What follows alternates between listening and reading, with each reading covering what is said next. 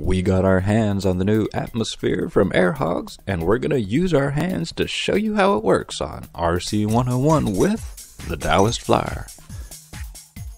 Anyone can fly this aircraft. All you need to do is turn it on and hold your hand under it. That's it. There's no joystick, no transmitter, no controls to worry about.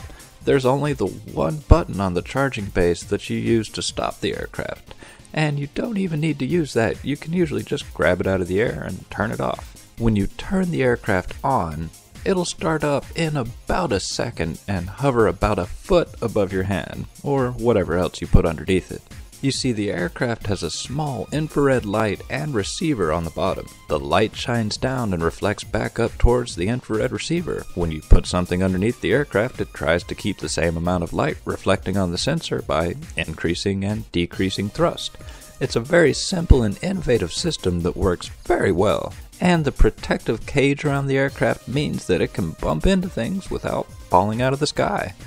The whole cage itself spins, but not very fast because of the large plastic fins that help dampen the torque from the main rotors. It's a very strong cage, and it does a good job protecting the aircraft. And as far as I know, it's the first flying sphere that has the rotors on the inside, making it a true flying sphere.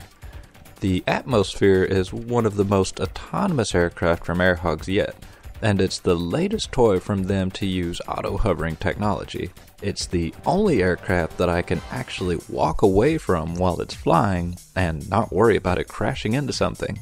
You can charge it from the base in about 15 to 20 minutes, and it'll fly for about 5 or 6 minutes before it runs out of juice.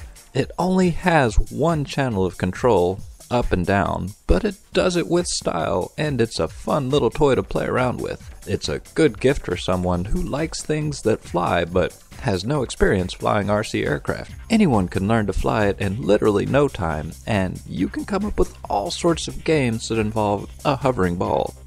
Unfortunately, while playing with our Atmosphere, we did manage to break it, trying to use a highlight mallet to see if we could pass it back and forth around the room.